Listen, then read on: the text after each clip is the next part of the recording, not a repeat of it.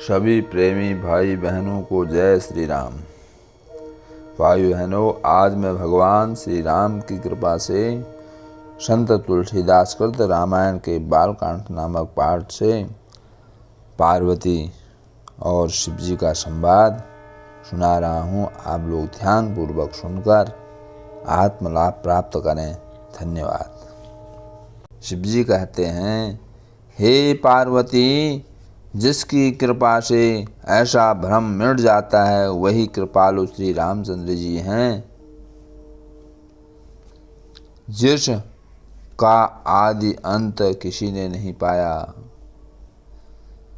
वेदों ने अपनी बुद्धि से अनुमान करके ऐसा गाया है। वह सर्वात्मा बिना पैर के चलता है, बिना कान के सुनता है, बिना हाथ भांति भांति के काम करता है, बिना मुख के सब रसों का स्वाद लेता है, बिना वाणी के योग्य वक्ता और बड़ा योगी है। वह बिना शरीर के ही स्पर्श करता है, बिना नेत्र देखता है, बिना नासिका के सब प्रकार गंध को सूंघता है। उसकी करनी सभी प्रकार से अलौकिक है। उसकी महिमा कही नहीं जा सकती। जिसको वेद और पंडित इस प्रकार कहते हैं और मुनि जिनका ध्यान करते हैं, वही दशरथ नंदन भक्त हितकारी अयोध्या के स्वामी भगवान श्री रामचंद्र जी हैं। काशी में मरते हुए प्राणी को देखकर जिसके नाम के बल से मैं उसे जन्म मरण के दुख से मुक्त कर देता हूँ, वही मेरे प्रभु श्री राम जी चराचर के स्वामी और सबके हृदय में अंतर्यामी हैं। विवश होकर जिसका नाम लेते ही अनेक जन्मों के संचित पाप भस्म हो जाते हैं। जो मनुष्य आदर पूर्वक प्रभु का स्मरण करते हैं, वे संसार सागर को गाय के खुर के समान गड्ढे के समान पार कर जाते हैं। हे भवानी, वही परमात्मा श्री रामचंद्र जी हैं। उनमें भ्रम है, तुम्हारा यह कहना बहुत ही अनुचित है। हृदय में ऐसा संदेह आते ही ज्ञान वैराग्य आदि सद्गुण दूर हो जाते हैं। शिव जी के भ्रमनाशक वचन सुनकर पार्वती जी के सब कुतर्क दूर हो गए। श्री राम जी के चरणों में स्नेह और विश्वास हुआ तथा कठिन असंभावना राम का परब्रह्म होना संभव नहीं, यह संदेह दूर हो गया। बारंबार प्रभु शिव जी के चरण कमलों को छूकर कमल रूपी हाथ जोड़कर पार्वती जी मानो प्रेम रूपी रस में सान कर सुंदर वचन बोली। चंद्रमा की किरणों के समान आपकी शीतल वाणी सुनकर वार की धूप के ताप के समान मेरा मोह जाता रहा। हे कृपालु, आपने मेरा यह संदेह दूर कर दिया। अब मुझे श्री राम जी का स्वरूप जान पड़ा। हे नाथ, आपकी कृपा से अब मेरा सब दुख जाता रहा और प्रभु के चरणों के प्रसाद से मैं सुखी हो गई। यद्यपि मैं स्वाभाविक मूर्ख और नासमझ ही हूँ, तथापि आप मुझे अपनी दासी जाने।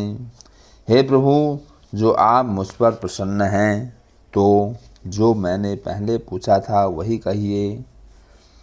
श्री रामचंद्र जी साक्षात ब्रह्मा चिन्मय अविनाशी, सब प्रपंचों से अलग और सबके हृदय रूपी पुर में वास करते हैं। हे नाथ, उन्होंने मनुष्य का शरीर किस कारण से धारण किया? हे वृषकेतु, मुझे समझा कर कहिए। पार्वती के अति नम्र वचन सुनकर और श्री रामचंद्र जी की कथा पर पवित्र प्रीति जानकर तब कामदेव के शत्रु स्वभाव से ही बड़े चतुर कृपा निधान शंकर जी हृदय में प्रसन्न हुए। फिर पार्वती जी की बहुत प्रकार से बड़ाई करते हुए बोले, हे भवानी, रामचरितमानस नामक निर्मल और शुभकारी कथा सुनो, जिसको काकभूषणी जी ने वर्णन किया और पक्षीराज गरुड़ ने सुना। वह उत्तम संवाद जिस प्रकार से हुआ सो आगे कहूँगा। अब तुम रामचंद्र जी के अवतार का बहुत सुंदर और पापनाशक चरित्र सुनो। हे पार्वती, हरि के गुण, नाम, कथाएं और रूप अपार, असंख्य और असीम हैं।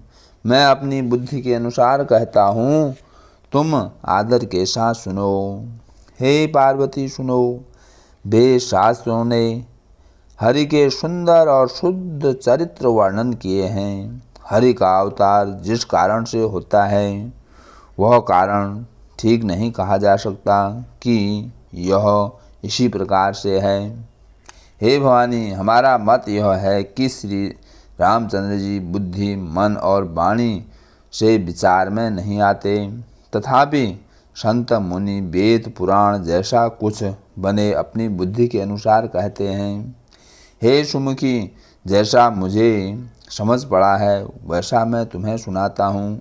जब जब धर्म की हानि होती है और नीच अभिमानी असुर बढ़ जाते हैं और वे ऐसी अनीति करते हैं जो कहीं नहीं जा सकती, ब्राह्मण, गौ, पृथ्वी ये सब दुखी हो जाते हैं, तब तब कृपा निधान श्री हरि अनेक प्रकार के शरीर धारण कर भक्तों के क्लेशों को दूर करते हैं। वे असुरों को मारकर देवताओं को राज्य देते और अपनी बांधी हुई वेद मर्यादा की रक्षा करते हैं तथा संसार में अपने निर्मल यश का विस्तार करते हैं। राम जी के जन्म लेने का यही कारण है। यही यश गाकर भक्तजन संसार में तर जाते हैं। कृपा सिंधु प्रभु भक्तों के लिए शरीर धारण करते हैं।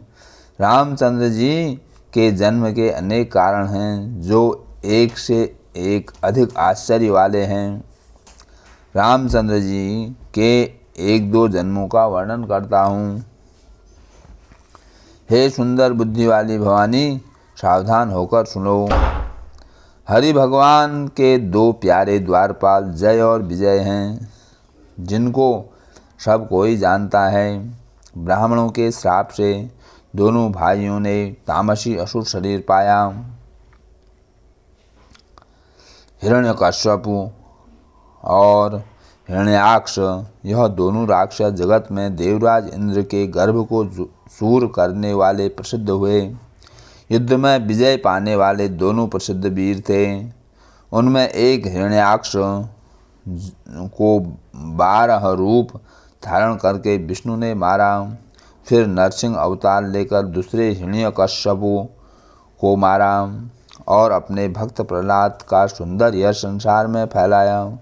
फिर वे दोनों वीर बलवान राक्षस जाकर कुंभकर्ण और रावण नाम के महायोद्धा देवताओं को जीतने वाले हुए, जिन्हें संसार जानता है। दोनों राक्षस यद्यपि भगवान के हाथों से मारे गए तथापि उनकी मुक्ति नहीं हुई। 3 जन्मों तक राक्षस होने का उनको श्राप था। एक बार उनके हित के लिए भक्तों पर स्नेह करने वाले प्रभु ने जन्म लिया। उस अवतार में कश्यप और अदिति पिता माता दशरथ और कौशल्या नाम से प्रसिद्ध हुए। एक कल्प में इस प्रकार अवतार लेकर संसार में बहुत से पवित्र चरित्र किए। एक कल्प में सब देवता जलंधर दैत्य से युद्ध में हार गए और दुखी होकर महादेव ने उससे बहुत युद्ध किया, परंतु वह दैत्य महाबली था, शिवजी के मारे नहीं मरा। दैत्यराज जलंधर की स्त्री बड़ी पतिव्रता थी। उसके पतिव्रत धर्म के बल से शिवजी उसे नहीं जीत सके। प्रभु ने छल से उसका व्रत भंग कर देवताओं का कार्य पूरा किया। तब उस स्त्री ने यह भेद जाना, तब कोप करके हरि को श्राप दिया। उसका श्राप लीला निधि कृपालु भगवान ने अंगीकार किया। वही जलधर रावण हुआ। उसे राम जी ने युद्ध में मारकर परम पद दिया। एक जन्म का कारण यह है जिससे श्री रामचंद्र जी ने मनुष्य शरीर लिया। प्रभु की हर एक अवतार की कथा मुनियों से सुनकर कवियों ने विस्तार से कही है। एक बार नारद जी ने श्राप दिया, एक कल्प में उसी कारण से अवतार हुआ। यह सुनकर आश्चर्यचकित होकर पार्वती जी बोली, नारद जी तो हरिभक्त और ज्ञानी मुनि हैं, मुनि ने किस कारण श्राप दिया? लक्ष्मीपति भगवान ने क्या अपराध किया था? हे त्रिपुरारी, यह कथा मुझसे कहिए। नारद मुनि के मन में मोह उत्पन्न हो जाना यह बड़े आश्चर्य की बात है। तब महादेव जी हंसकर बोले, संसार में कोई ज्ञानी है न मूर्ख। रघुनाथ जी जिसको जब जैसा कर दें वह उसी समय वैसा ही हो जाता है। याज्ञवल्क्य बोले, हे भारद्वाज, श्री राम जी के गुणों की कथा कहता हूँ, आदर से सुनो। तुलसीदास जी कहते हैं, संसार के बंधन से छुड़ाने वाले रघुनाथ को ममता और अभिमान छोड़कर भजो। हिमालय पर्वत की एक बहुत पवित्र गुफा के पास ही सुहावनी देव नदी श्री गंगा बह रही है। उस समय पवित्र और सुंदर आश्रम को देखकर देवर्षि नारद जी के मन को बहुत भला लगा।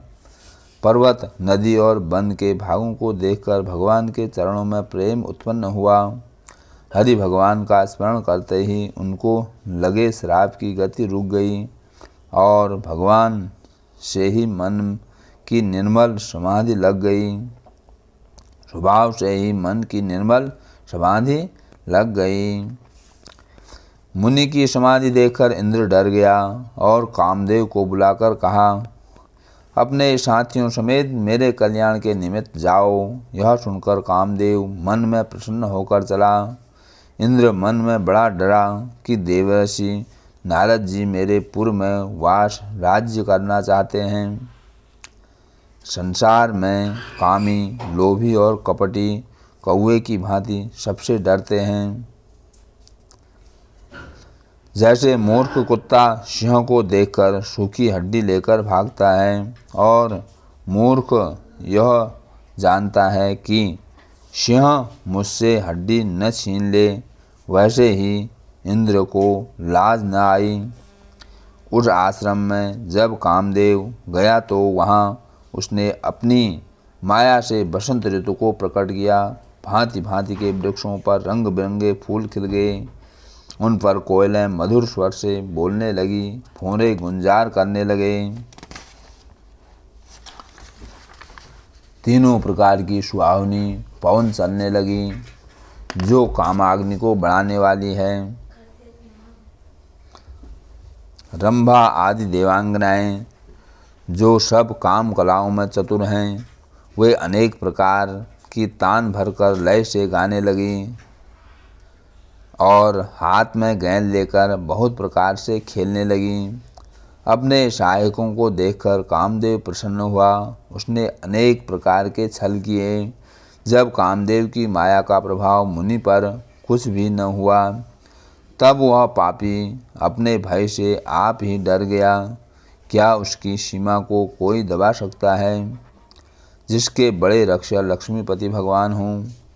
अपने सहायकों समेत कामदेव ने बहुत ही डरकर मन में हार मानकर दीन वचन कहते हुए नारद जी के चरण पकड़ लिए। नारद मुनि के मन में कुछ क्रोध न हुआ और मीठे वचन कहकर कामदेव को संतुष्ट किया। तब कामदेव अपने सहायकों समेत मुनि के चरणों में सिर नवाकर आज्ञा पाकर देवलोक को चला गया। कामदेव ने नारद मुनि की सहनशीलता और अपनी करतूत इंद्र की सभा में जाकर कह सुनाई।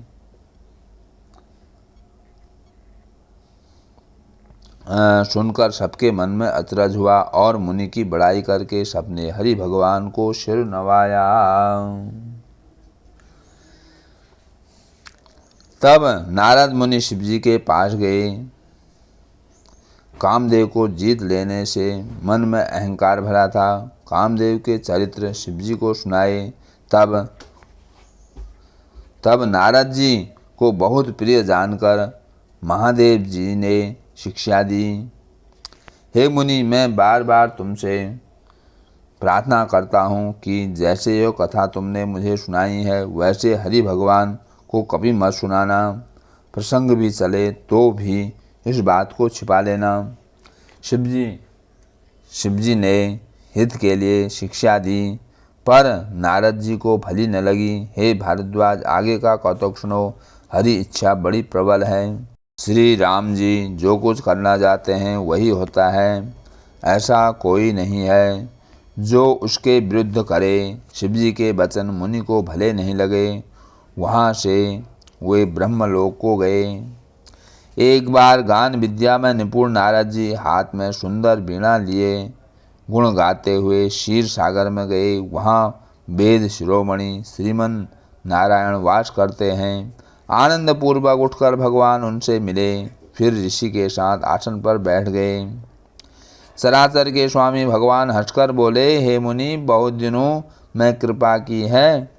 यद्यपि शिवजी ने पहले ही मना कर दिया था कि तो भी नारद जी ने कामदेव का चरित्र कह सुनाया। श्री राम जी की माया बड़ी प्रबल है। संसार में ऐसा कौन जन्मा है जिसको माया ने मोहित नहीं किया। रूखा मुँह करके श्री भगवान कोमल वचन बोले, हे नारद जी, आपका तो स्मरण करने से ही मोह, काम, मद और घमंड दूर हो जाते हैं। हे मुनि सुनो, मोह उसके मन में होता है जिसके हृदय में ज्ञान वैराग्य नहीं होता। आप तो ब्रह्मचर्य व्रत पालन करने वाले और धीर बुद्धि हैं। भला जिसमें कहीं आपको कामदेव पीड़ित कर सकता है। नारद जी ने अहंकार के साथ कहा, हे भगवान, यह सब आपकी कृपा है, कृपा निधान।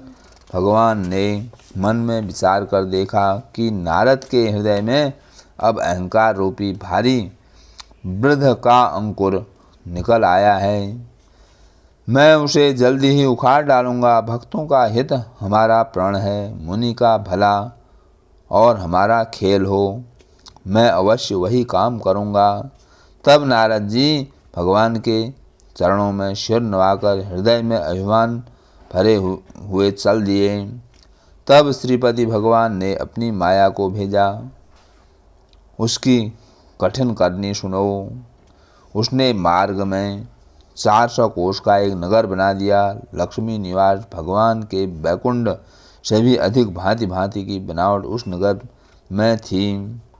उस नगर में सुंदर स्त्री पुरुष कामदेव और रति के समान शरीर धारण किए वास करते थे। उस नगर में शील निधि राजा रहता था, जिसके यहाँ असंख्य घोड़े, हाथी और बहुत सी सेना थी। 100 इंद्र के समान ऐश्वर्य और सुख था और बल और नीति का स्थान था। उस राजा के विश्व मोहिनी नाम की एक कन्या थी, जिसका रूप देखकर लक्ष्मी जी भी मोहित हो जाए। वह सब गुणों की खान हरि माया थी। क्या उसकी शोभा बखानी जा सकती है। यह राजकुमारी का स्वयंवर करना चाहती थी। इस कारण बहुत से राजा वहां आए हुए थे। श्यापति रामचंद्र की जय।